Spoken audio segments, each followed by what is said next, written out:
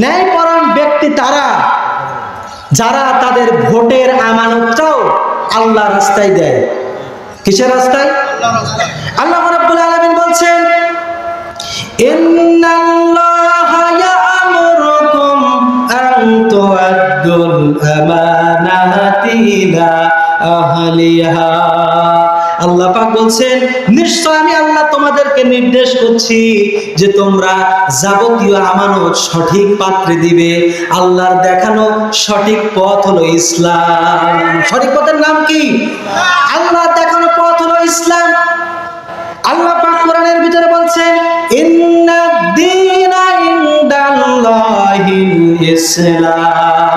আল্লাহর নিকট একমাত্র মনোনীত জীবন বিধান, তার নাম হলো ইসলাম। এই ইসলামকে ছেড়ে দিয়ে যারা নাকি মানব রচিত আইন গ্রহণ করবে, পুঁজিবাদ, সমাজতন্ত্র, মাওসুদুঙের তৈরি করা মতবাদ, মানব রচিত মতবাদ যদি কেউ গ্রহণ করে, আল্লাহ পাক সূরা আল ইমরানের ভিতরে বলছে, ওয়া মাইয়াবতাগি গায়রাল ইসলামি দীনান ফালান ইয়াকবালা মিনহু। যে বাজারা ইসলামকে ছেড়ে দিয়ে মানব রচিত কোন আইন এবং মত এবং পথ গ্রহণ করবে, আল্লাহ পাক বলছেন তার পক্ষ থেকে কোনো কিছুই আমি আল্লাহ গ্রহণ করব না। তার নামাজ আল্লাহ গ্রহণ করবে না, তার রোজা আল্লাহ গ্রহণ করবে না, তার হজ আল্লাহ গ্রহণ করবে না, তার কপালে যে দাগ পড়বে নামাজের দাগ, আল্লাহ বলেন ওই সিজদার চিহ্নটাও আমি আল্লাহ গ্রহণ করব না। কারণ ইসলামের উপরে জীবন যাপন করতে পারেনি। কিয়ামতের ময়দানে দেখা যাবে অনেক ব্যক্তি তাদের আমলনামার ভিতরে অনেক খারাপ খারাপ গুনাহ।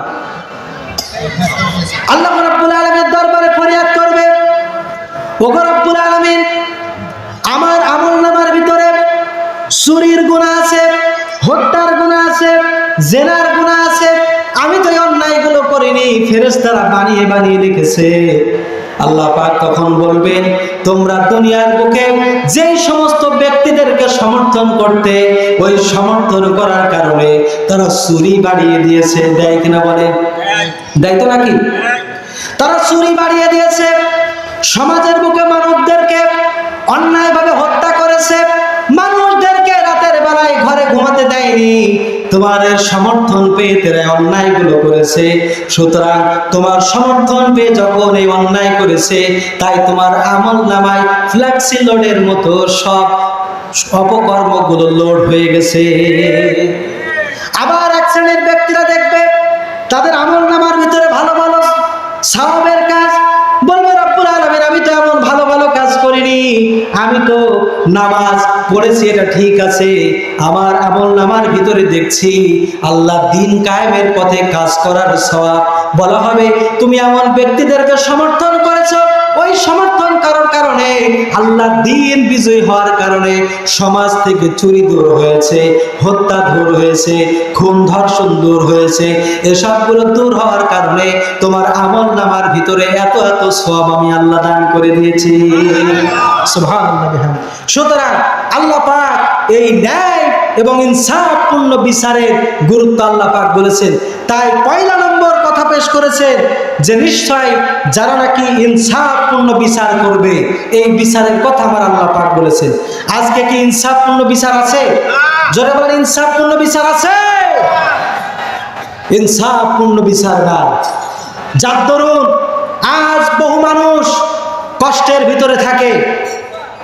এমন অবস্থা যে বিচার করতে গেলে তারা আজকে ন্যায় বিচার পায় না। অথচ আল্লাহর বক্তব্য কি ছিল? আল্লাহ রাব্বুল আলামিন বলছেন, ওয়াইদা হাকামতুম বাইনান নাসি আন তাহকুমু বিল আদল। আল্লাহ পাক বলেন, তোমরা যখন মানুষের ভিতরে বিচার করবে, তখন বিচার করবে ইনসাফপূর্ণ বিচার। বলে সুবহানাল্লাহ। মানুষের উপরে জুলুম করবে না, অন্যায় বিচার করবে না। যদি তোমার নিজের আপনজন হয়, আপনজনের বিরুদ্ধে গেলেও তোমরা ইনসাফপূর্ণ বিচার করবে। যদি তোমার নিজের বিরুদ্ধেও যায়, তাও তোমরা ইনসাফপূর্ণ বিচার করবে। যদি সে ধনী হয় অথবা সে গরিব হয়, তাহলে তার ইনসাফপূর্ণ বিচার করবে। খবরদার তোমরা জুলুম করবে না।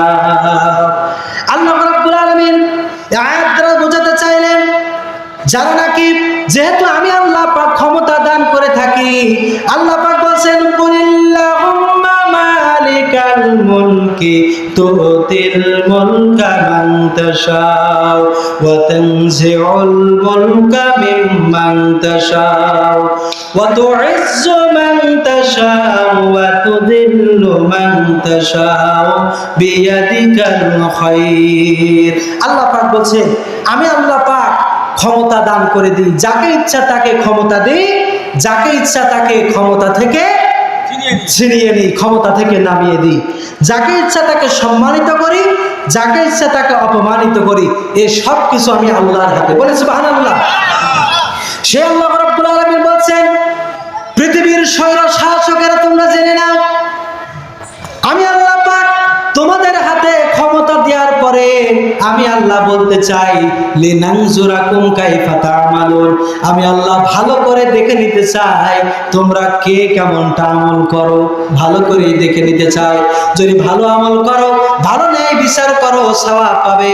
আর যদি ন্যায় বিচার করতে না পারো, আমি আল্লাহর কাছে আসামি হওয়া লাগবে।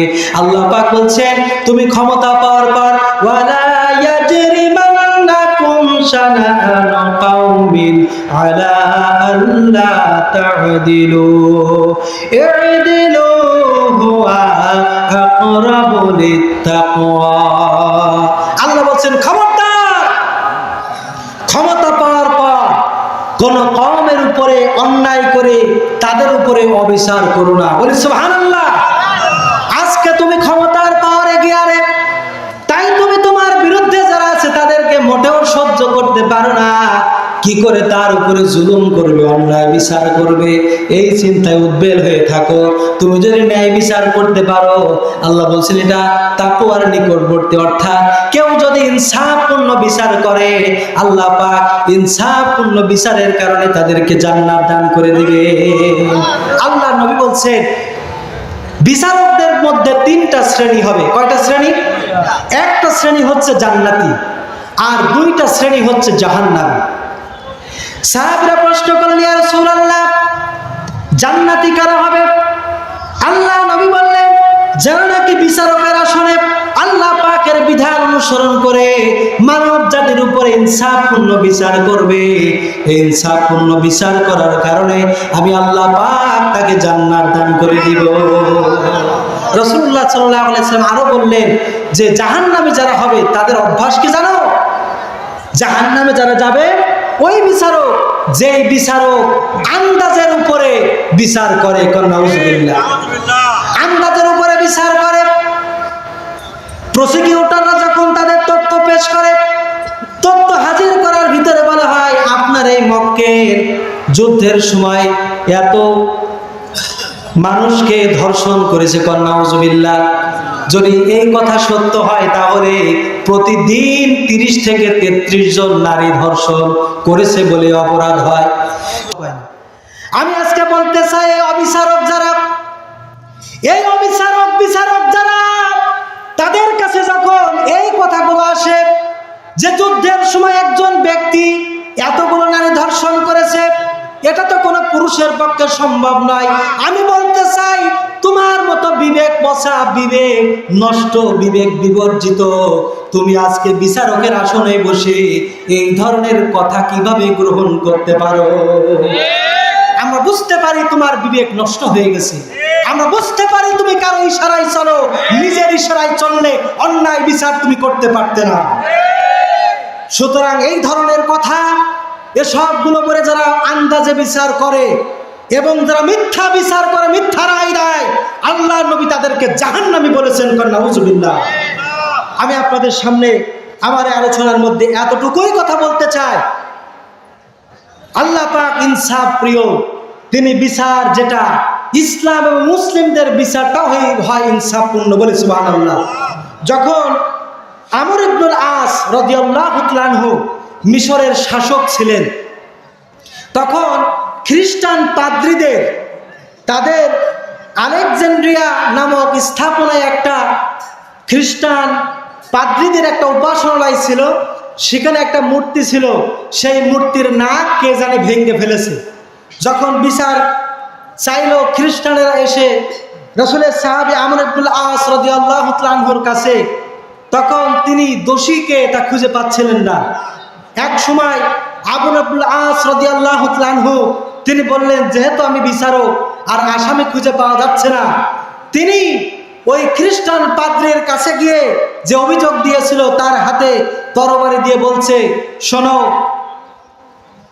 আমি জানি না যে তোমাদের মূর্তির নাক কে ভেঙেছে, তবে যেহেতু আমি এই রাষ্ট্রের দায়িত্বশীল, আমার এই রাষ্ট্রে দায়িত্ব থাকাকালীন কে না কে যেন ভেঙেছে, তা আমি যেহেতু আসামি খুঁজে পেলাম না, এই নাও তরবারি, এই তরবারি নিয়ে আমার নাকটা কেটে দাও আর মুসলমানদের অন্তরে কষ্ট দাও। যে আমর ইবনুল আস এখনো পর্যন্ত ইনসাফপূর্ণ বিচার করতে পারেনি। ওই খ্রিস্টান পাদ্রীরা হযরত আমর ইবনুল আসের এই বিষয়গুলো দেখলেন, অবলোকন করলেন, অনুধাবন করলেন। এরপরে বুঝতে পারলেন, আহারে, বিশ্বনবী এত সুন্দর মানুষ তৈরি করে গেছেন, আমরা আর খ্রিস্টান থেকে লাভ কি? তারা পড়ে নিল লা ইলাহা ইল্লাল্লাহু মুহাম্মাদুর রাসূলুল্লাহ।